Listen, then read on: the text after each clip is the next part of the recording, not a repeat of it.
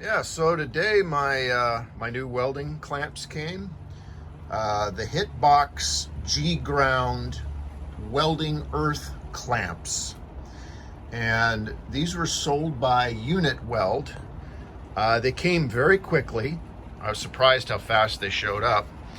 And I was very happy. I got two of them here. I was very happy when I opened the box because you never know what you're really going to get. The pictures weren't that great online to show you the definition of the thing. So I wanted to do a video in case some of you guys are looking for really good welding clamps.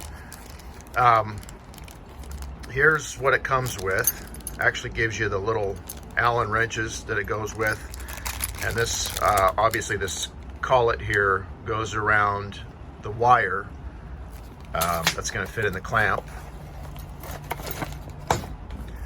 And this goes around like this part here.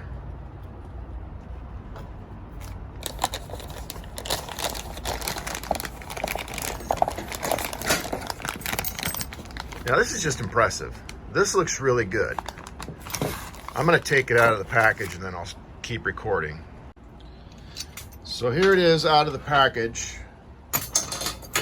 And they included this little half collet here. I suppose all of this is to make sure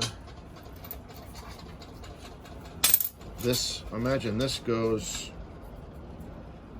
over the screws so you can really clamp down on it without crushing the collet, and then this would go over that with the wire that went in it. That's obviously what they're thinking here. So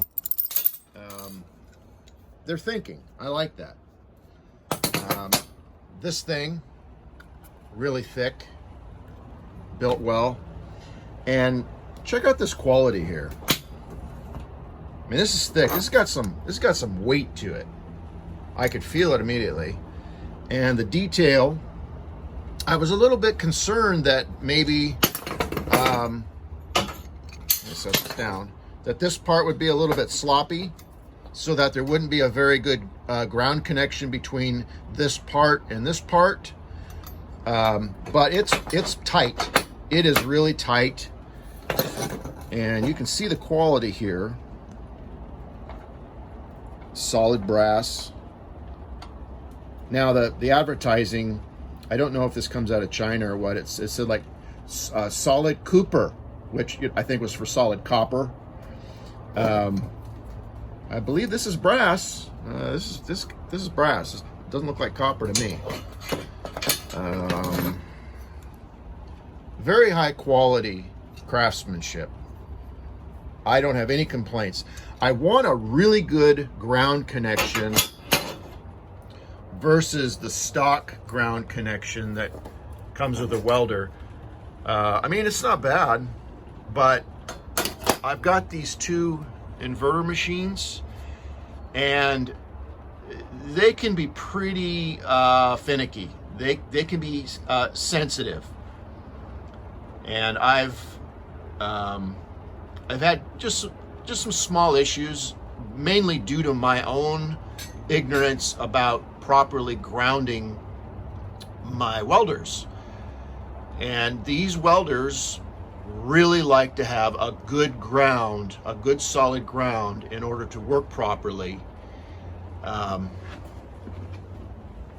got towels over them because I like to keep them dry. I've got lights over them and everything during the night. The Millermatic 255 and the Millermatic 215. Yeah, you can't see it, but you get the idea. They like to have a solid ground. So I'm going to replace the ground clamps with two of these. This is the motherboard that's just inside that smaller welder. I imagine it's even bigger than that. You open up that smaller welder, the 215, and this is all that's pretty much in it. There's a blower unit, there's a couple of drive motors, but this is the majority of what's inside. And when you replace one of these, which I've had to do, you have to make sure there's no static electricity going onto that board, because you could toast it with just your static electricity from your body. So I had to be really careful when I did it. So you can imagine, if your ground isn't great when you're welding, what would that lead to? Could lead to some problems. Or like this one has the pulse. This welder has the pulse. And sometimes the pulse doesn't want to work very good. And I was trying to figure out, well, why is every once in a while the pulse just acting really bad? Just melting in thin air. Well, I did some research, and I believe it has to do with ground issues.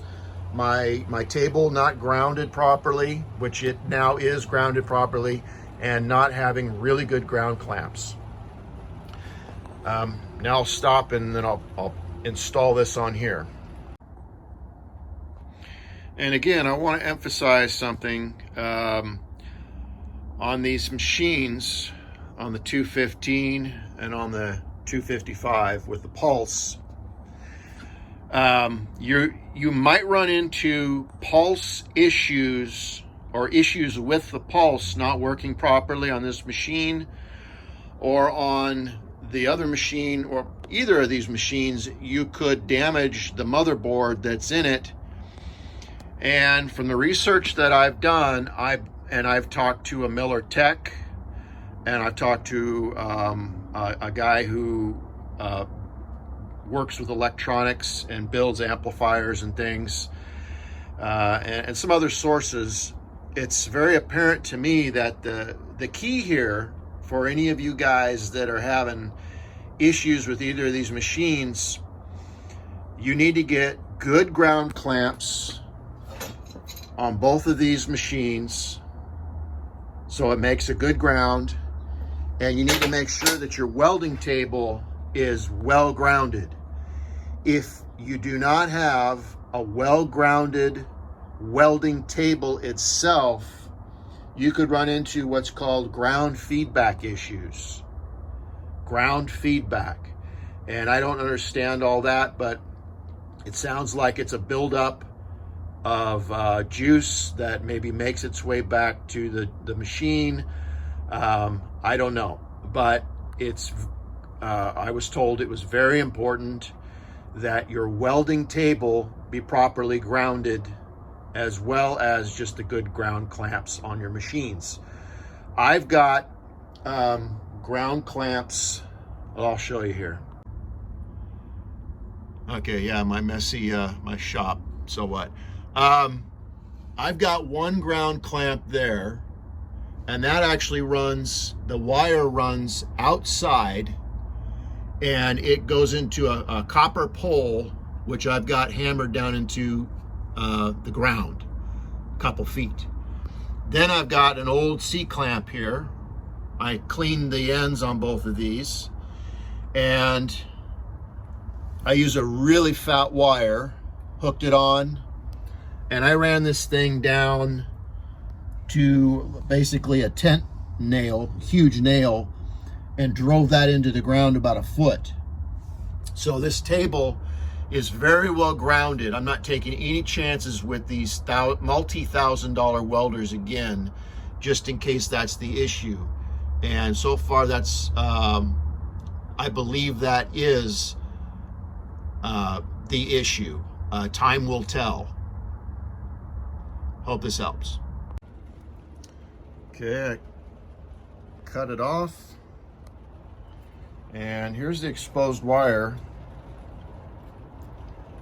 And I cut off about, let's get a, it's a little over 2 inches. Yeah, I'm trying to hold the phone and do this at the same time. All right, so this, put this over here. And then I'm going to, so I'll turn this upside down.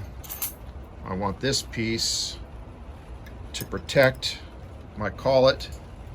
So I'm gonna put it where these screws can dig into that piece.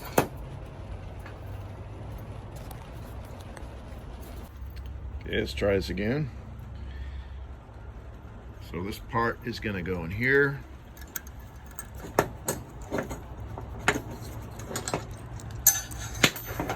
I'm gonna tighten these down with the 2 wrenches that they've supplied, so I don't even have to dig through my toolbox to find the right ones. Okay, I'm going to do the next one a little bit different. The next one, I'm only going to cut a little over an inch, maybe 1.25 inches off the end, not a full 2 inches. And the reason why is that collet gets squished down right here. That's where the main electrical connection is. And this 3rd screw here just kind of holds the wire in, but there's no electrical connection that far back. So this is the only part. There's no point in, and I should have thought of this, duh, but there's no point in stripping more wire off than the collet body length. So just me not thinking, I guess, doing more video than thinking about what I'm doing. But so far it's working great. These are going in just fine. I'm tightening this last one just enough to kind of nerf it onto the wire, but I don't want it to dig into the wire. Just enough that it's just kind of tight. These tightening down just a little bit more.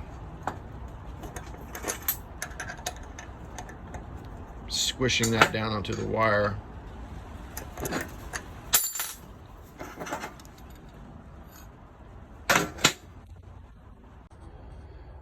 Okay, since I'm doing this myself here, trying to video and show this thing, I wanted to show the action here. So I put it in a vise. It's really smooth.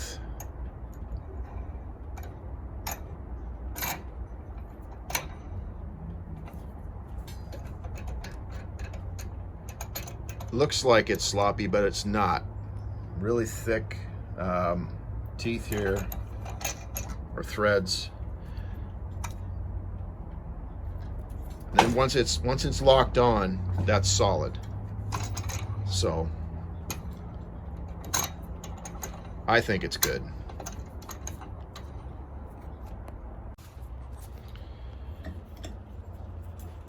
There it is. Forgive my videoing. I'm just doing this to help some folks that may want to buy one of these. I'm not monetized or anything, so if you don't like it, I don't care if you click like or anything else. But let me clamp this thing down fairly tight. That is on there solid. That is an excellent connection.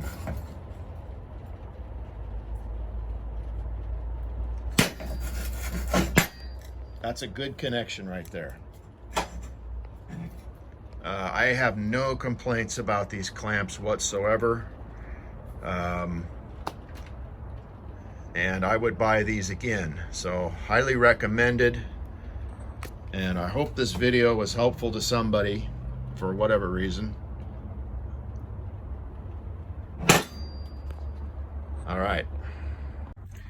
And when you're doing this, don't be so involved in making a video that you forget to put the boot on.